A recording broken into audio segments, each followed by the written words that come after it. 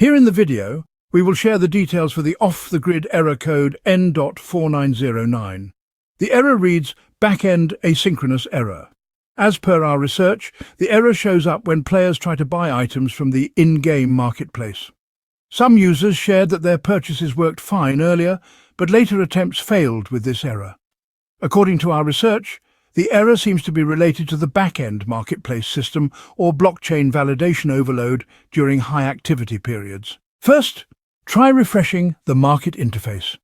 If you're in the marketplace, scroll the item list up and down, sort by price from high to low, then switch back from low to high, then pick the second or third item and try to buy.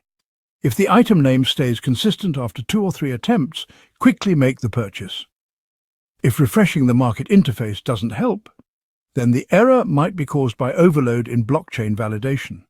If a lot of players are making purchases at the same time, the network may not handle the load.